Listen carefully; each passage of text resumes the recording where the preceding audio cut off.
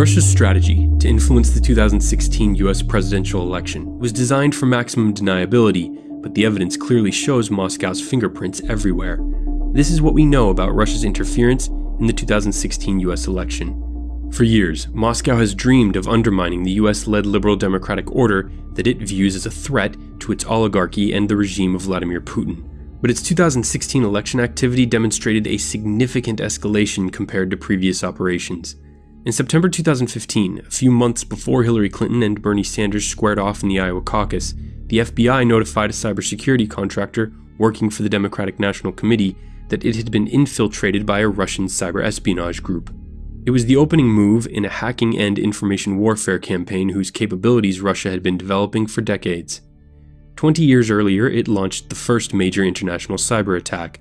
Russian hackers infiltrated computer systems across the US government and stole so many files that if all the documents were printed and stacked, they would be taller than the Washington Monument.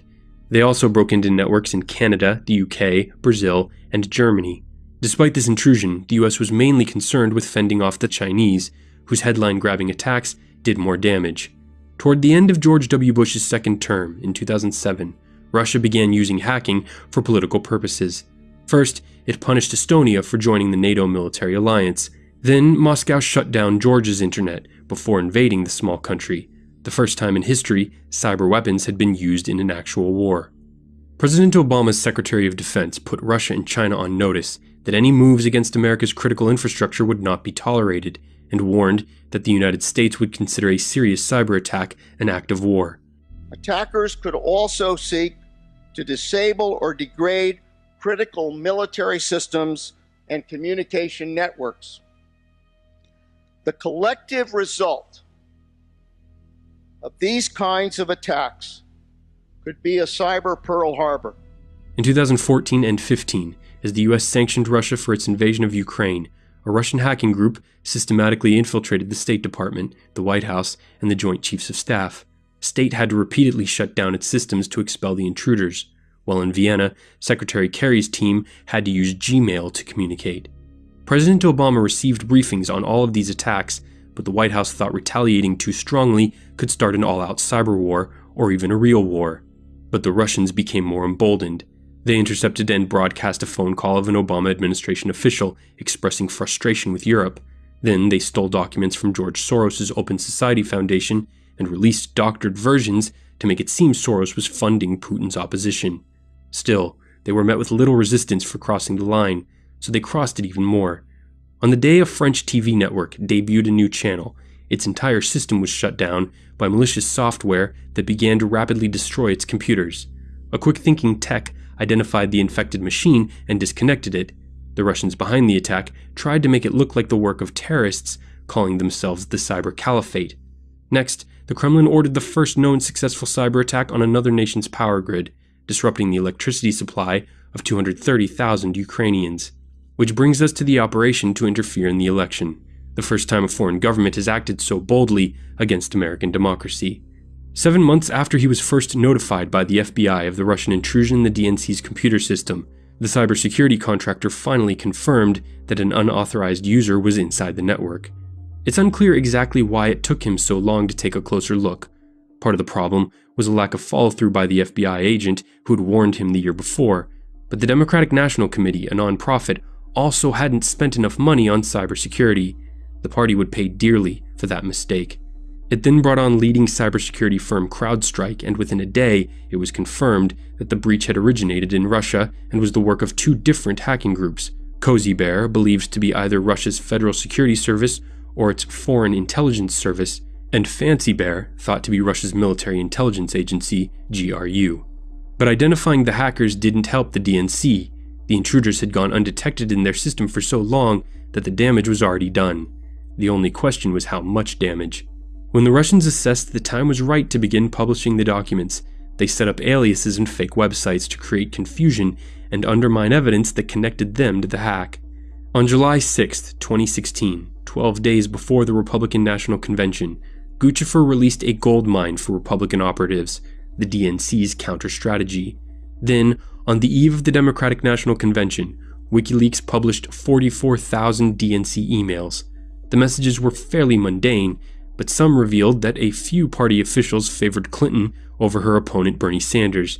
To political observers, this was unsurprising. Hillary Clinton had been a superstar in the party for 25 years, while Bernie Sanders, an independent, wasn't even technically a Democrat. But that didn't matter to Sanders' supporters, who were still bitter over his loss. The leaks gave them someone to blame. Debbie Wasserman Schultz, the party chairwoman who had planned the entire convention and was about to preside over it, was forced to abruptly resign. Still unsatisfied, angry Sanders delegates protested throughout the event, including during Clinton's acceptance speech. As the election entered its final weeks, Democratic candidates in dozens of states were targeted by leaked documents stolen from the Democratic Congressional Campaign Committee.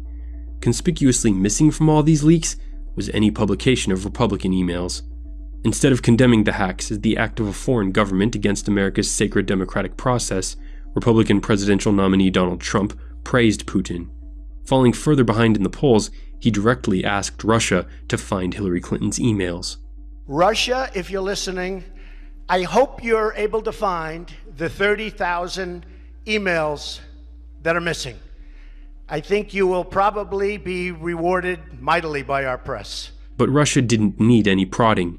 They liked the prospect of Trump becoming president so much, they had even explored the possibility of directly tampering with the vote. In June, the FBI sent a warning to states that bad actors were probing state voter registration databases and systems in search of vulnerabilities. In July, CIA Director John Brennan was so alarmed over intelligence reports that Russia was trying to hack the election that he formed a working group of officials from the CIA, FBI, and NSA. In August, Brennan called his Russian counterpart, the head of the Federal Security Service, to warn him against meddling in the presidential election. 2 weeks later, the FBI issued a nationwide flash alert warning state election officials about foreign infiltration. The alert included technical evidence detailing Russian responsibility and urged states to boost their cyber defenses. The Department of Homeland Security determined that while over 36 states had their election departments infiltrated, none of the compromised systems were involved in actual vote tallying. It is unclear whether the Russian hackers were blocked from disrupting the vote, or whether the Kremlin simply decided not to. The hacking methods the Russians used to gain access to these systems was fairly basic: phishing and spear phishing, which uses a tailored email to trick a specific person into thinking the message is from a trusted source. Throw enough spears into a school of fish and you're bound to have some hits. There was no bigger fish to skewer than Hillary Clinton's campaign chairman, John Podesta. 1 month before the election, WikiLeaks began publishing a daily stream of Podesta's entire email archive. The timing of the release is highly suspicious. The first batch hit the internet just half an hour after the Washington Post made public the infamous Access Hollywood tape of Trump. Just like the DNC emails, the Podesta archive did not contain any major bombshells, but it did open the door for the second phase of Russia's operation, a barrage of fake news stories written on blogs and posted to social media, where they were spread by a small army of Russian-run Twitter and Facebook accounts. Because no one was going to read the many thousands of leaked Democratic emails, they were cited as the source for hundreds of fake news stories. Many of them were too crazy to believe, but the sheer number of them that passed through the social media feeds of tens of millions of Americans helped to plant seeds of doubt about Clinton's integrity and trustworthiness. Testifying before the Senate Intelligence Committee after the election, former FBI agent Clint Watts described how this strategy targeted swing voters. I know this from working on influence campaigns in the counterterrorism context. If you do an appropriate target audience analysis on social media, you can actually identify an audience in a foreign country or in the United States, parse out all of their preferences. Part of the reason those bios had conservative, Christian, America, all those terms in it is those are the most common ones. If you inhale all the accounts of people in Wisconsin, you identify the most common terms in it. You just recreate accounts that look exactly like people from Wisconsin. So that way, whenever you're trying to socially engineer them and convince them that the information is true, it's much more simple because you see somebody and they look exactly like you, even down to the pictures. When you look at the pictures, it looks like an American from the Midwest or the South or Wisconsin or whatever the location is. Which brings us to the third phase of the operation, mobilizing Russia's state-run propaganda machine. Outlets like RT and Sputnik contributed to the influence campaign by serving as a platform for Kremlin messaging to Russian and international audiences. It had consistently cast President Trump as the target of unfair coverage from traditional US media outlets who it says served a corrupt political establishment.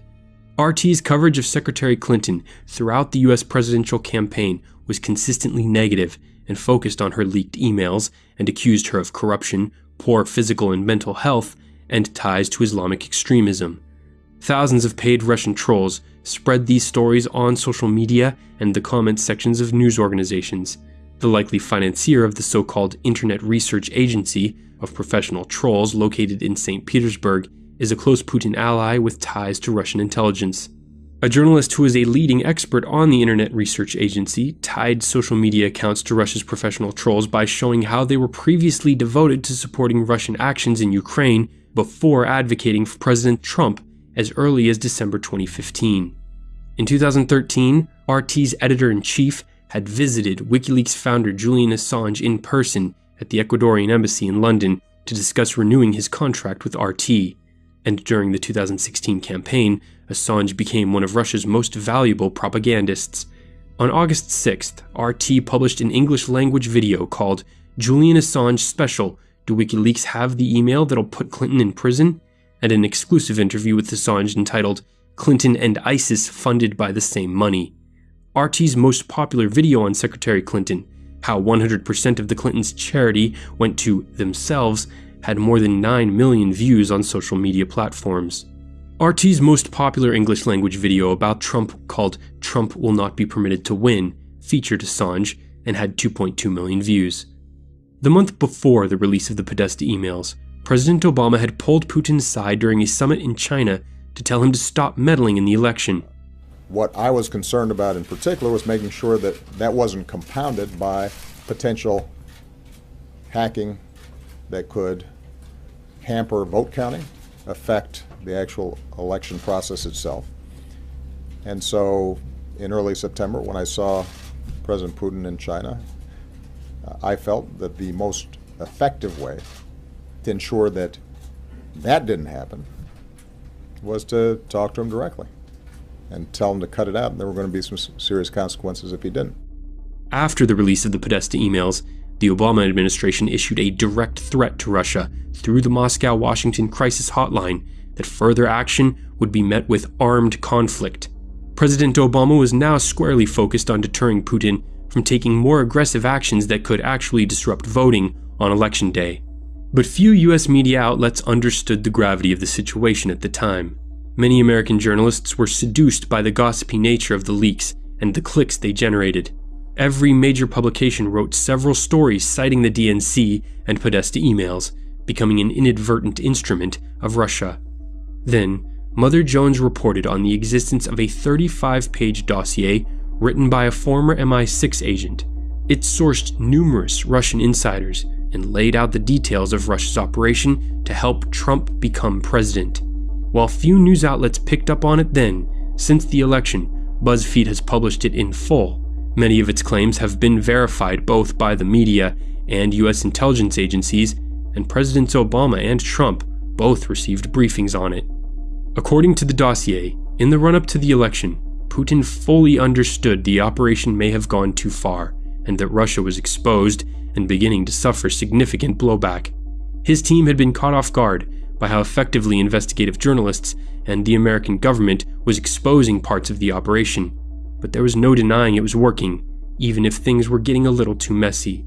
Before Obama told him in person to cut it out, Putin had already moved command of the operation from the Foreign Ministry to the FSB and then into his own presidential administration.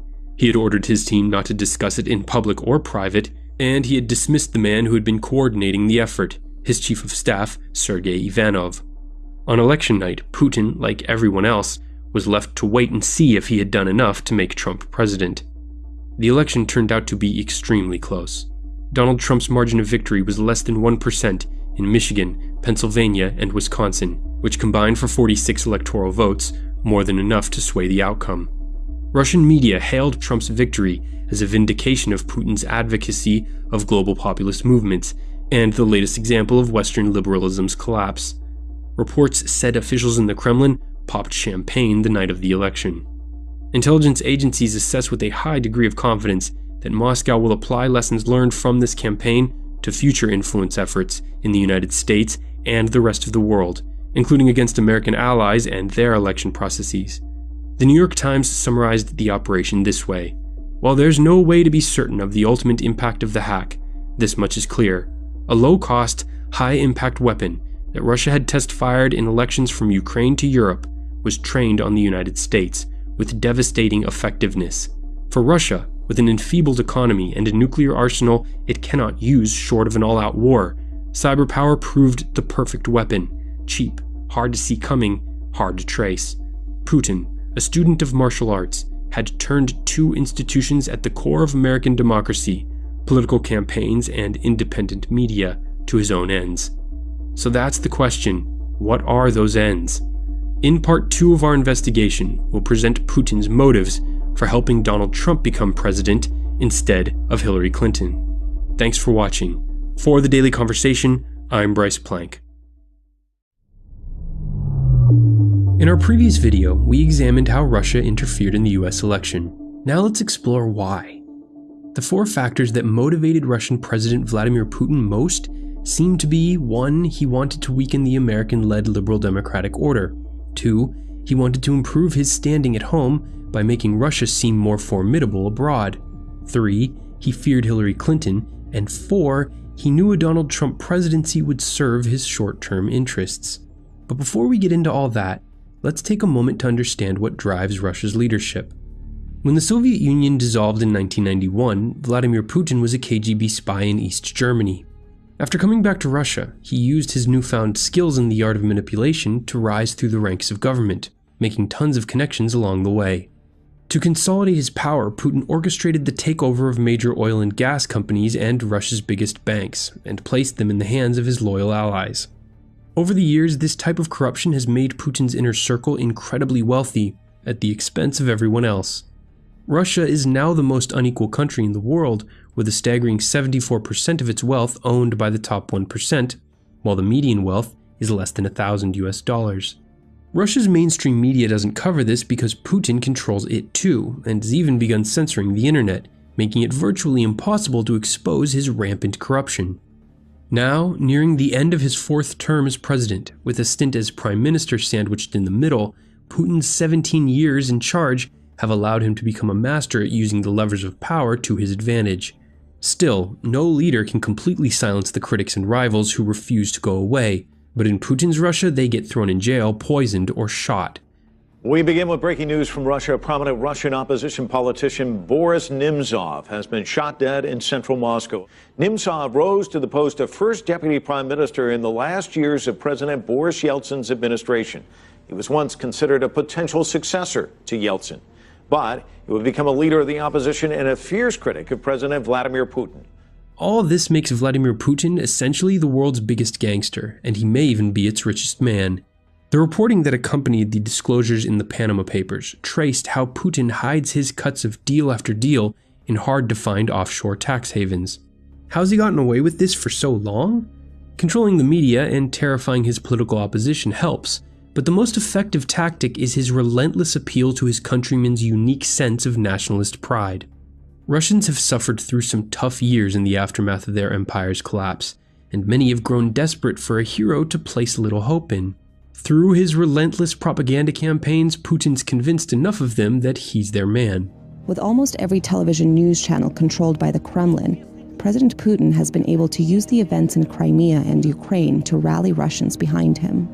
Обратите внимание на рост рейтинга президента с начала года. Такой результат не просто личная популярность. Извините за эту рискованную метафору. Он нащупал эту эрогенную зону, так сказать, у населения. So that's Russia's current position. 145 million people living under one of the most powerful criminals in history, a man who seems committed to fighting until the bitter end. But Putin doesn't really fight fair, he relies on asymmetric warfare, which brings us to his operation to help make Donald Trump president of the United States. According to the mounting evidence, Donald Trump's connections with Moscow's criminal elite go way back. After a string of business failures and bankruptcies in the 1990s, Trump couldn't get any legitimate banks to give him a loan. But that didn't stop Deutsche Bank, who were in the midst of laundering the tens of billions of dollars that Putin's class of politicians and businessmen were stealing from the Russian people in the chaotic privatization of industry after the fall of the Soviet Union. The stable American real estate market was the perfect destination for a lot of this money, so Deutsche Bank began funneling hundreds of millions of dollars into Trump's properties. Before long, 1/3 of the premium units in Trump Tower were owned by people or LLCs connected to Russia, including mobsters who ran a gambling ring there. With Trump's back against the wall, with his business empire collapsing all around him, it was Russian money that came to the rescue. This goes a long way toward explaining why Trump has such a soft spot for Moscow. Fast forward to his presidential campaign. Numerous members of Trump's team met multiple times with top Russian government officials to work out a deal. Putin was especially confident he could rely on Trump's campaign manager, Paul Manafort, to hold up his end of any bargain. For a decade, Manafort was paid millions to work in Ukraine with Viktor Yanukovych, a pro-Russian politician that became president with Manafort's consulting help. This morning, Ukrainian lawmakers revealed more details about what they say are millions of dollars of undisclosed cash payments in Paul Manafort's name. The entries were made between 2007 and 2012, when Manafort worked for the Kremlin-backed leader. Some are for computers or exit polling, but the biggest entries simply state Manafort payment or contract. Investigators say they consider any off-the-books payments to be illegal. During this time, Manafort learned a valuable lesson. The Eastern Ukrainians who watch Russian TV could be heavily influenced by Putin's propaganda. In 2014, Manafort's time there was cut short when the deeply corrupt Yanukovych was forced to flee to Moscow when the Ukrainian people revolted after his decision to embrace Russia instead of Europe. As retribution for the new government of Ukraine's turn toward the West, Putin invaded and annexed some of Ukraine's territory. This triggered punishing sanctions against Russia from the Obama administration and the European Union, and set the stage for a deal that seems to have been struck. If Russia helped Trump win the election, Trump's administration would lift American sanctions against Russia. In the lead-up to the election, at the Republican National Convention, party leaders planned to condemn Russia over its actions in Ukraine, but Trump's campaign got them to soften their stance. This would be a down payment on things to come. Sure enough, Russia unleashed its cyber army on Hillary Clinton, helping Trump become president, and shortly after his inauguration, his White House began easing sanctions on Moscow. The elephant in the room in all this is the compromising evidence the Kremlin almost certainly has on Trump, or as the Russians like to say, kompromat. The infamous dossier by a former British MI6 agent, which I discussed in my previous video, reveals that Trump was recorded in a hotel in Moscow a few years ago engaging in extracurricular acts with prostitutes. But whether this video exists or not, Moscow has other ways of blackmailing the president. During the campaign, it hacked Republican email accounts, but has not released any of what it obtained yet. So how exactly does all this benefit Putin? Since becoming president, Trump has made a number of significant moves that help Moscow, from lifting sanctions to cozying up with top Russian officials in the Oval Office and giving them highly classified US intelligence. Disclosures that have caused a deep rift of distrust between America's valuable international intelligence partners. And he's withdrawn the United States from the Paris Climate Accords. Frigid Russia is one of the few countries set to benefit from climate change, and its economy is dependent on exporting its vast reserves of oil and natural gas. So Trump just handed Putin a big win by halting America's progress in implementing ambitious CO2 limits around the world. Those are just 3 of the many issues that differentiated Donald Trump from Hillary Clinton. You'd be hard-pressed to find 2 American politicians with more differing views on Russia and the rest of the world. Not only would Clinton have continued many of President Obama's policies, but there were indications she would have been even tougher. In Syria, Clinton wanted to impose a no-fly zone that would have prevented Russia from conducting its recent air campaign there. Unlike the NATO-bashing Trump, Hillary had always been a supporter of a strong NATO alliance. In 1999, Bill Clinton's administration undertook an air campaign in Kosovo to stop human rights violations and mass killings at the hands of Yugoslavian President Slobodan Milosevic. My fellow Americans, today our armed forces joined our NATO allies in airstrikes against Serbian forces responsible for the brutality in Kosovo. Moscow viewed this as an American encroachment on its traditional sphere of influence. Weeks later, Putin became president, and the Kremlin quickly adopted a new posture of consistently opposing US-led humanitarian wars.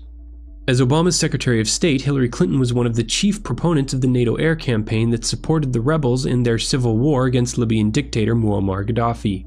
When Gaddafi was swiftly killed, it's reported that Putin felt deeply threatened. A few weeks after that, Putin's United Russia Party won a parliamentary election that many Russian journalists, activists, and members of the public viewed as fraudulent. Many foreign leaders, including Hillary Clinton, were critical of Moscow for manipulating the vote. In the weeks that followed, Russians took to the streets in the tens of thousands to demand fair elections.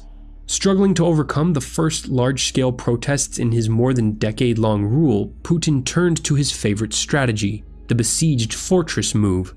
When in trouble, claimed that the Americans are influencing Russia's internal affairs.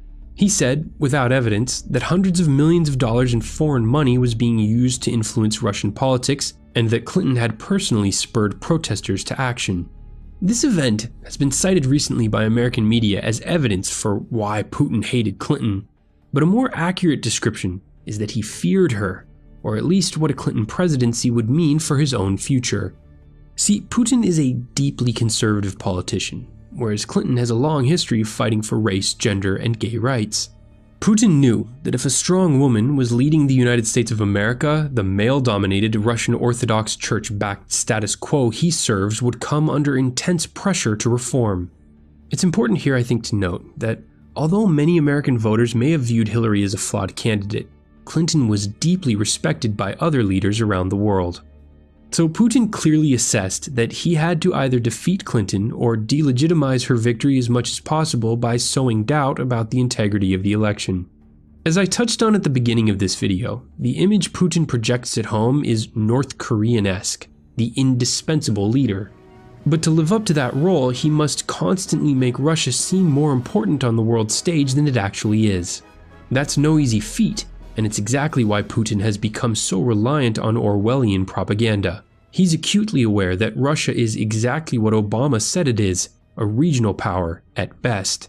Its fossil fuel-heavy economy is not built for the future, its brightest young people constantly leave for better opportunities abroad, and its culture of extreme wealth inequality and rampant corruption is eating away at the country from within. In 2018, Putin will decide whether to seek a fifth term as president. If he decides to step down, he'll at least need to make sure his successor is someone he trusts so he can make a clean getaway. With that contest on the horizon, what better way to make people think you've been a strong leader than by having your name constantly on the tip of everyone else in the world's tongue? Just think about how many times I've said the words Russia and Putin in this video. So Putin's solution for how to make that happen, of course, was to inject Russia into the world's most covered event. But of all the reasons why Putin did this, the most obvious to me may also be the most dangerous. He saw that he had a clear shot to weaken the liberal democratic order he'd been fighting against his entire career, so he took it. NATO, the military alliance that secures the European Union, has expanded over the decades to include countries on Russia's western border. Putin has used his propaganda machine to play the besieged fortress card, arguing that NATO is a threat to Russia. It's not. The European ideals of democracy, cooperation, and unity would only help open Russian society and bring prosperity to its people. But of course, Putin hates this idea. So, Russia's two most recent border wars in Georgia and Ukraine were primarily waged out of Putin's desire to punish those countries for cultivating closer relations with Europe. And then on Brexit, Putin's propaganda and troll factories went full throttle to influence the UK's disastrous decision to leave the EU. Through the years, Britain has been the Union's most consistent critic of Russia, so its exit is a huge win for the Kremlin. Which brings us to the US election. Nothing could have made Putin happier than seeing Donald Trump out on the campaign trail bashing NATO day after day. NATO is obsolete. It was 67 years, or it's over 60 years old. Even after becoming president, Trump has continued to badmouth America's most important military alliance. It's no wonder then that Trump is already the most unpopular leader of a major country in the world, and he's single-handedly bringing down people's views of the United States. Not that Putin fares much better than Trump, but he knows that it's much easier for Russia to get what it wants with America's influence around the world severely weakened. Most damaging of all, Russia's assault on our democracy is eroding trust in the very institution that has made America so prosperous, our government, elected by the people. I think the former director of the FBI, fired by Trump because he wouldn't stop investigating Russia's interference in the election, said it best. This big, messy, wonderful country where we fight with each other all the time, but nobody tells us what to think, what to fight about, what to vote for, except other Americans. And that's wonderful and often painful, but we're talking about a foreign government that, using technical intrusion and lots of other methods, tried to shape the way we think, we vote, we act. That is a big deal. And people need to recognize it. It's not about Republicans or Democrats. They're coming after America, which I hope we all love equally. They want to undermine our credibility in the face of the world. They think that this great experiment of ours is a threat to them, and so they're going to try to run it down and dirty it up as much as possible. That's what this is about, and they will be back because we remain, as difficult as we can be with each other, we remain that shining city on the hill, and they don't like it. Thanks for watching. For TDC, until next time, I'm Bryce Plank.